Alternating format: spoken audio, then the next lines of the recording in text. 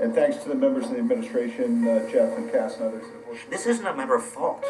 You know, the head of GE is on the president's Jobs Council. I want to start off by thanking Jeff for his continued outstanding leadership of his Jobs Council. Well, GE has been creating more jobs abroad than it's been creating jobs in the United States.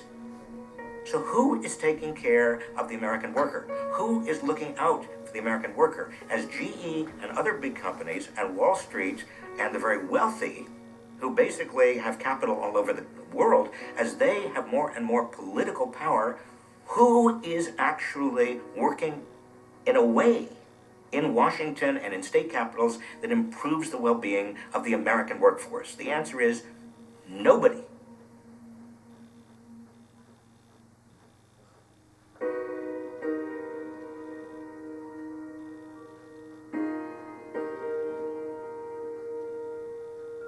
So why didn't the nation respond to the Great Regression that started around 1980?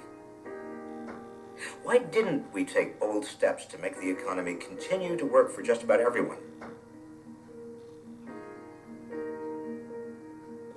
Because we figured out 3 ways to cope with flattening or declining incomes without reducing our relative standard of living. Remember, starting in the late 70s, the typical wage is flat. But a lot of people are buying. How did they do that? How does the middle class manage to keep on spending when wages are flat? The first coping mechanism, starting in the late 70s, is women go into paid work.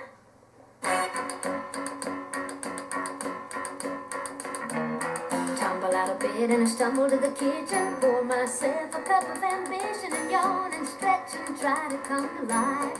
Young mothers went into work in huge numbers. We haven't seen anything like it, a social revolution. Traffic starts jumping with folks like me on the job from 9 to 5. Working 9 to 5. What a way to make 9 to 5.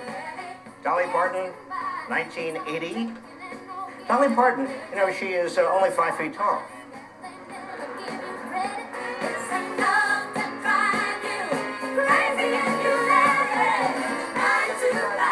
They didn't go to work because there were all these wonderful professional opportunities open to women.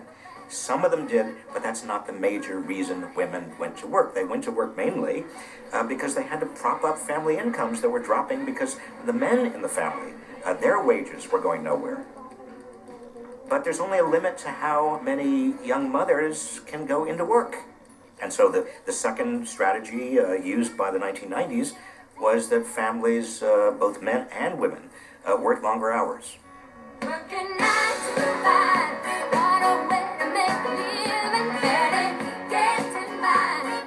When I was Secretary of Labor, I remember looking at the data, and I was amazed. And then I'd go out into the field, and I'd go to various cities, and I'd talk with people, and people were working, you know, all hours. I mean, second jobs, third jobs, overtime.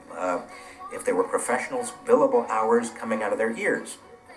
We were working 300 hours a year more than the typical European. I mean, we were working harder than the industrious, enormously industrious Japanese. But there's a limit to how hard you can work.